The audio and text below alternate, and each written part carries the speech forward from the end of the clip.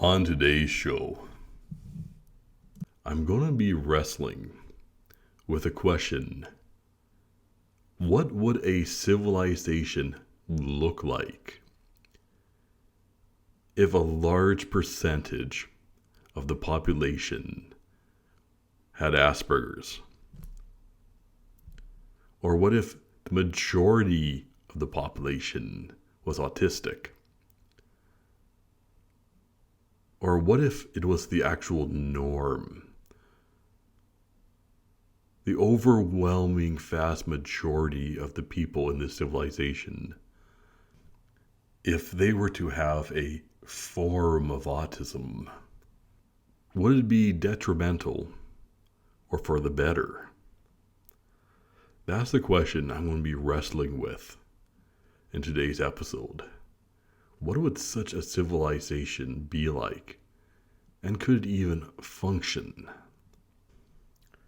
Would it have any advantages? What would be the disadvantages? Could it even work?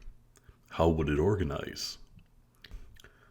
Would it be a economic powerhouse? Would it be a welfare state? What political leanings would it have? What would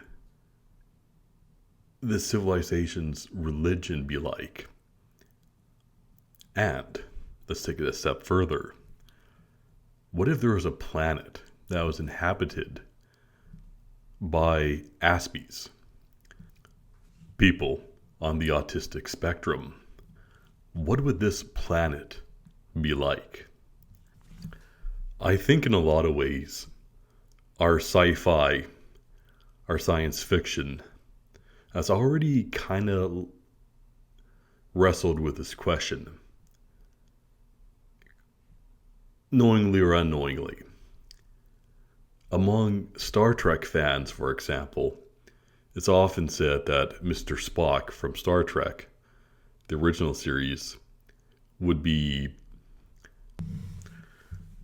probably be diagnosed on the autistic spectrum.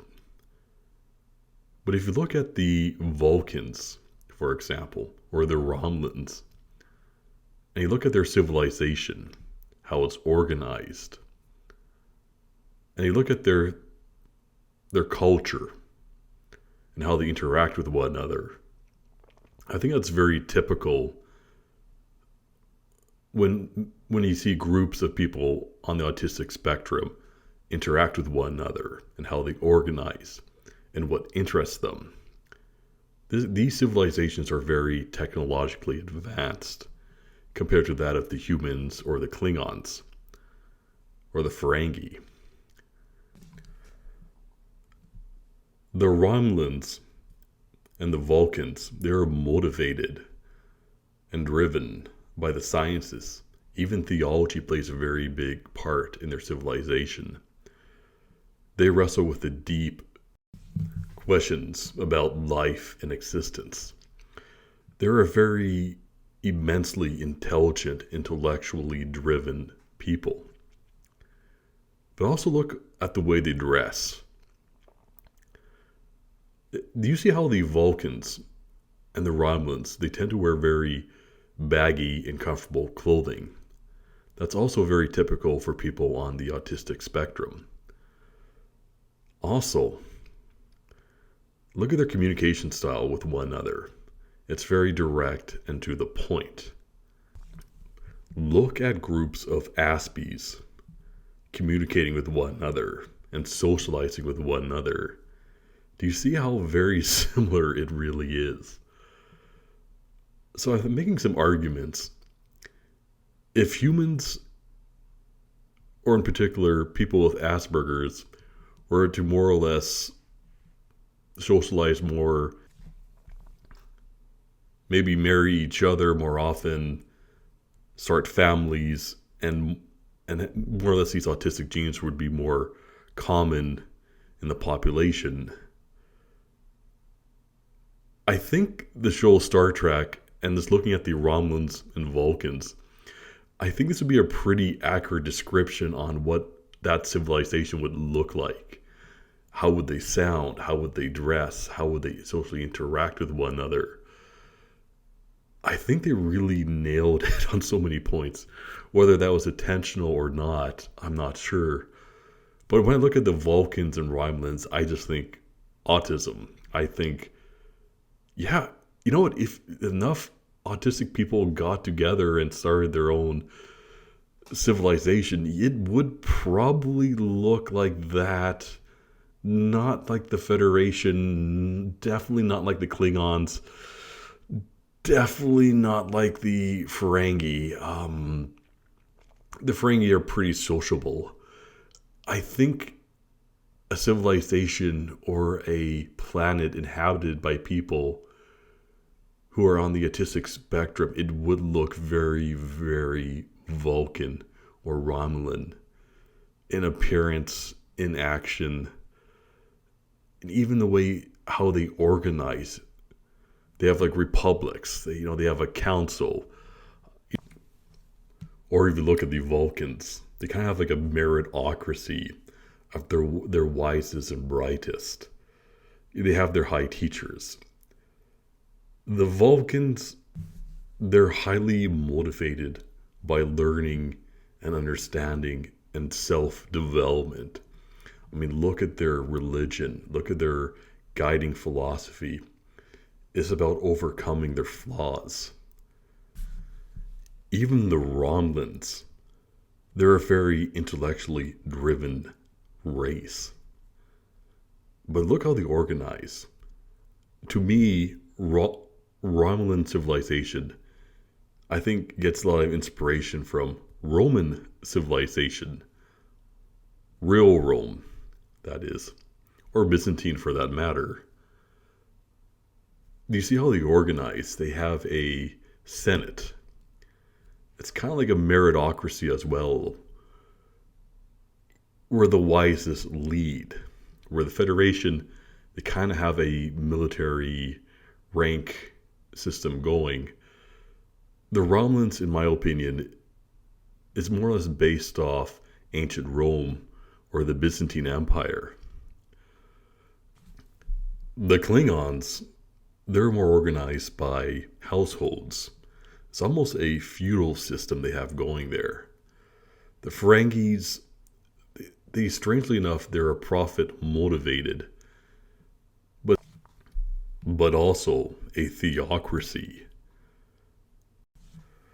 There's other races in Star Trek that are worthy to note as well, but I think this is sufficient to make my argument.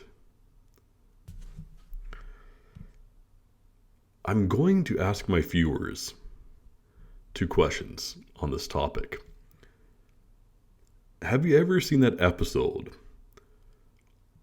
Star Trek Enterprise, the episode Carbon Creek, the episode where the Vulcans crash land on Earth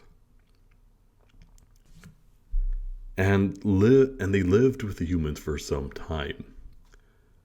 Do you think this is an accurate representation on the way many autistic people feel trying to interact with normal people?